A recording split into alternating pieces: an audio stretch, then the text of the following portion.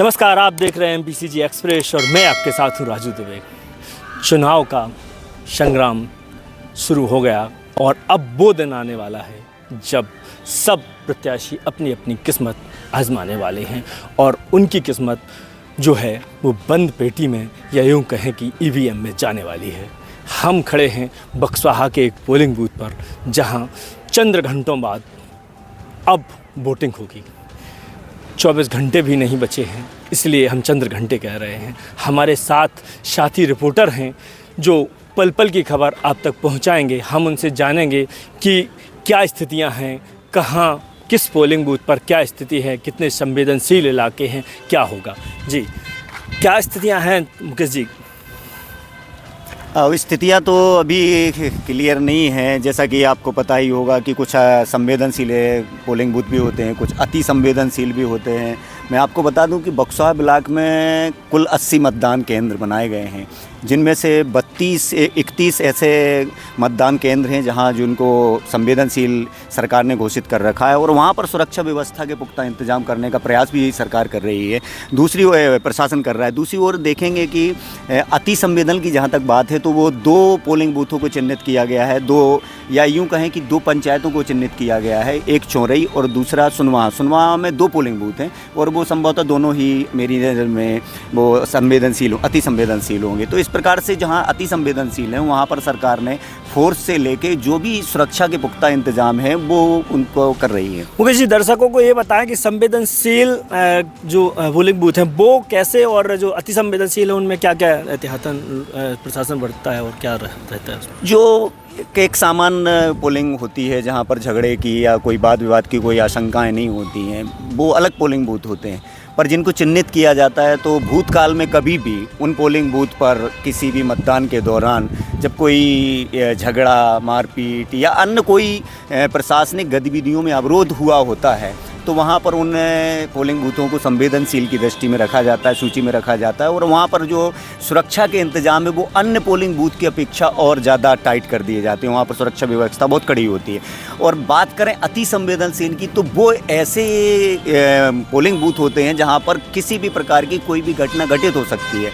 तो ऐसे polling booth पर प्रशासन और अधिक मात्रा में सुरक्षा इंतजाम करती है। वहाँ पर CCTV कैमरे लगाना, गार्ड को रखना, सुरक्षा गार्डों की तैनाती बढ़ाना, इस प्रकार से सुरक्षा के इंतजामों को और ज़्यादा ध्यान में रख के वहाँ पर व्यवस्थाएं बनाई जाती हैं। कितने पोलिंग बूथ अपने यहाँ बनाए गए हैं और वहाँ से जहाँ तक जो जानकारी यहाँ से जहाँ जो जानकारी निर्वाचन कार्यालय बक्सवाहा से प्राप्त हुई है उसके अनुसार 80 मतदान केंद्र बक्सवाहा ब्लॉक में बनाए गए हैं, जिनमें से मैंने आपको पहले भी बताया कि 31 पोलिंग बूथ ऐसे हैं जिनको संवेदनशील और 2 पोलिंग बूथ ऐसे हैं जिनको अति संवेदनशील में रखा गया। ऐसे लगभग 33 पोलिंग बूथ हैं जिनमें से 2 अति संवेदन हैं जहां पर सुरक्षा व्यवस्था मेरे दृष्टिकोण में अन्य पोलिंग बूथ की अपेक्षा कुछ बहुत ज़्यादा होगी।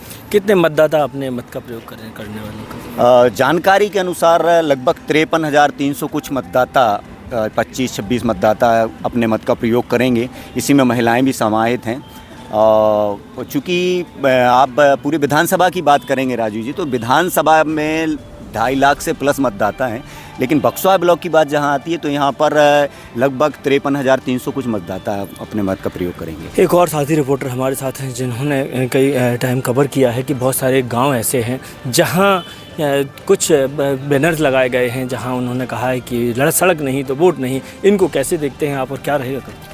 तो पिछले चुनाव के दौरान भी बहुत सारे पोलिंग बूथों पर चुनाव का बहिष्कार हुआ था, मतदान नहीं किए गए थे और वहाँ सबसे बड़ी विडंबना ये थी कि वहाँ सड़क, पानी, बिजली को लेकर लोग सड़कों पर थे।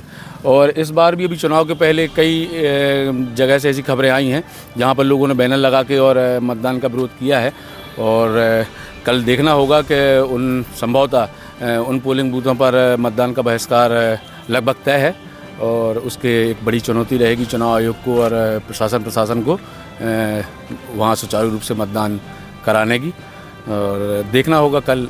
बाकी व्यवस्थाएं सब जगह चाक चौबंद की गई हैं, सुरक्षा के पुख्ता इंतजाम किए गए हैं और बाकायदा आदर्श मतदान केंद्र भी बनाए जा रहे हैं, सेल्फी पॉइंट भी बनाए जाते हैं। चूँकि मतदाताओं का रुझान काफ़ी रहेगा मतदान के प्रति, लेकिन उन जगहों को देखना पड़ेगा जहां पर पिछले लंबे समय से पानी सड़क और बिजली जैसी मूलभूत सुविधाएं उपलब्ध नहीं करा पाई है शासन प्रशासन। तो यहाँ एक बहुत बड़ी चुनौती रहेगी मतदान कराना। हम और हमारी पूरी टीम सारे पोलिंग बूथों पर मौजूद रहेगी और साथ ही उन संवेदनशील इलाकों में, उन संवेदनशील पोलिंग बूथों पर, साथ ही उन गाँवों पे भी नज़र रहेगी जिन्होंने बोर्ड लगा के कहा है कि हम वोट नहीं करेंगे। इनसे प्रशासन कैसे निपटेगा और कैसे उन्हें मना पाएगा, ये देखना होगा।